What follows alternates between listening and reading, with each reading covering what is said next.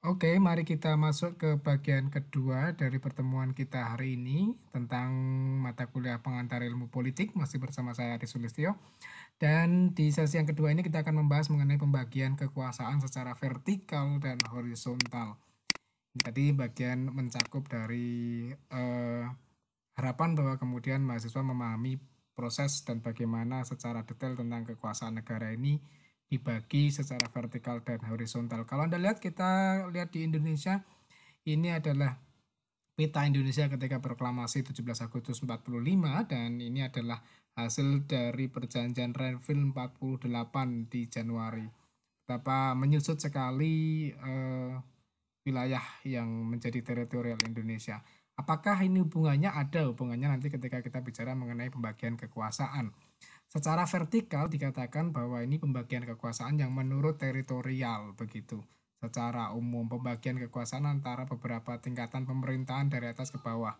Ini akan kita lihat nanti akan lebih jelas ketika kita membandingkan antara negara kesatuan, federal, dan konfederasi yang saat ini dipakai oleh sistem dari beberapa negara di dunia. Kemudian secara horizontal yang dimaksud adalah pembagian kekuasaan menurut fungsinya secara horizontal, di mana ini dibagi menjadi legislatif, eksekutif, atau yudikatif. Kalau di tempat kita kemudian dikenal dengan namanya trias politika, the division of powers.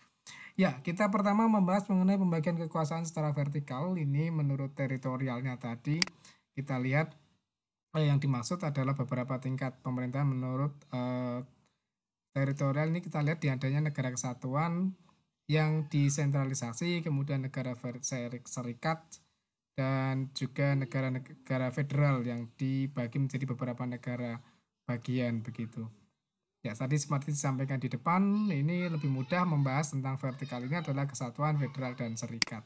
Seperti apa negara kesatuan? Ini desentralisasi di negara kesatuan ini berbentuk negara yang mempunyai kewenangan legislatif tertinggi yang dipusatkan dalam satu badan legislatif pusat.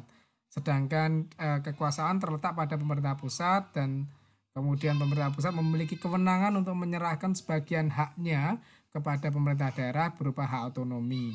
Namun demikian beberapa hal masih dikuasai tetap oleh pemerintah pusat. Kedaulatan rakyat ini dilihat dari keluar maupun ke dalam sepenuhnya terletak pada pemerintahan pusat. Dengan demikian yang menjadi hakikat negara kesatuan adalah negara yang tidak terbagi-bagi.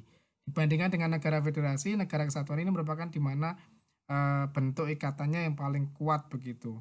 Adanya supremasi dari DPR pusat dan tidak ada badan lain yang berdaulat selain pemerintahan itu sendiri. Bagaimana dengan federal? Menurut pakar Chief Strong menyatakan negara federal ini adalah kedaulatan ini sepenuhnya diberikan pada pemerintahan federal. Sedangkan kedaulatan ke dalam ini masih diakui tapi kemudian dibatasi begitu. Adanya pemerintahan yang sebangsa, adanya kesatuan politik yang hendak membentuk negara federal. Ini syarat-syaratnya. Ciri-cirinya ada bagaimana, apakah negara federal itu adanya supremasi konstitusi, pembagian kekuasaan antara pemerintahan federal dengan pemerintahan bagian, adanya satu kekuasaan tertinggi yang menyelesaikan sengketa yang timbul antara negara bagian. Bagaimana dengan serikat atau suatu negara konfederasi? Ini negara yang berdaulat penuh begitu.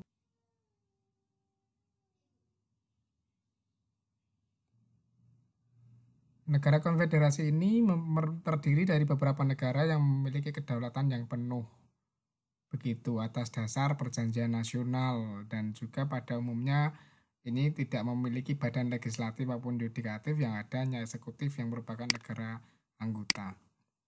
Ya, lalu bagaimana pembagian kekuasaan secara horizontal? Ini merupakan tadi disampaikan division of powers. Ternyata ada macam-macam, setidaknya bisa dibagi dalam menurut pakar begitu, ada dwi praja, yakni pembagian berdasarkan fungsi politik dan fungsi administratif.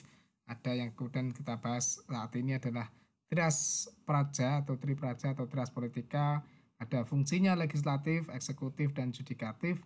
Catur praja ini Van Vollen ini menyampaikan bahwa fungsi perundang-undangan ini fungsi peradilan, kepolisian, fungsi pemerintahan dalam arti yang lebih sempit begitu.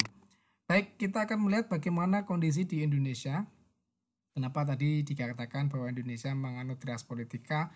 Ini berdasarkan Undang-Undang 45 ini ada pembagian begitu tentang kekuasaan pemerintahan negara, tentang Dewan Perwakilan Rakyat dan tentang kekuasaan kehakiman. Jadi sudah implicitly sudah jelas begitu meskipun tidak sampaikan bahwa Indonesia menganut res politika, tapi ada pembagian kekuasaan di sana di mana legislatif ini eh, pengaturan atau pembuatan undang-undang atau aturan ini dilakukan oleh Presiden bersama-sama dengan Dewan Perwakilan Rakyat. Tentu kita sudah tahu bagaimana proses suatu undang-undang ini lahir begitu. Kalau tidak ada kesepakatan di antara keduanya, menurut antara Presiden dan DPR sebenarnya tidak seharusnya memang tidak sampai kemudian muncul suatu undang-undang ini. Kemudian eksekutif pelaksana undang-undang ini adalah presiden yang dibantu oleh menteri-menteri, yudikatif ini dijalankan oleh Mahkamah Agung atau kekuasaan kehakiman. Dalam hal ini pemerintahannya adalah presidensial sehingga sangat dipahami bahwa kabinet ini tidak bertanggung jawab kepada Dewan Perwakilan Rakyat. Menteri apapun itu tidak bertanggung jawab pada DPR, bukan berbentuk seperti parlemen dulu yang pernah dilakukan dimiliki oleh Indonesia sehingga ada waktunya kita jatuh bangun parlemen di era sebelum 65, dan juga ini di sisi lain presiden juga tidak dapat membubarkan DPR.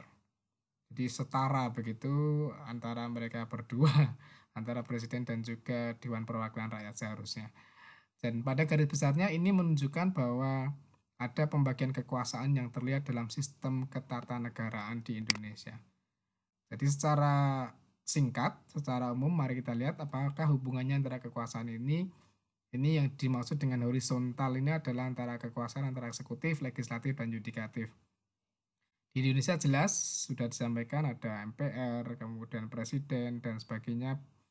Hubungan horizontal antara pemegang kekuasaan negara yang dapat melahirkan berbagai sistem pemerintahan, antara lain parlementer dan presidensial, dan kita sudah memilih sistem presidensial.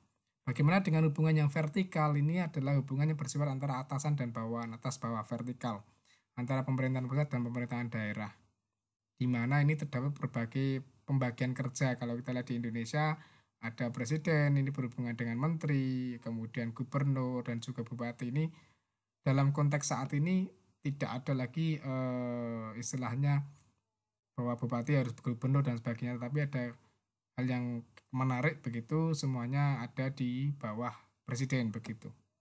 Ya, saya kira ini sangat sederhana konsepnya dan mari kita mendiskusikannya. Menurut Anda, apakah kesatuan tadi antara kesatuan federal atau serikat ini yang terbaik di Indonesia, dan juga apakah kemudian konsep trias politika ini strategi yang terbaik di Indonesia saat ini? Meskipun kemudian kita harus mengakui dalam beberapa hal ada upaya-upaya untuk saling mendominasi, untuk dikuasai oleh yang kemudian disebut dengan shadow state begitu, tentang konsep trias politika yang ada saat ini, fenomena yang muncul di akhir-akhir ini ketika ya kemudian ketika presiden menguasai yang DPR atau sebaliknya, atau antara presiden, DPR, dan yudikatif ini kemudian dipegang oleh golongan yang sama begitu. Tentu ini menarik untuk dicermati.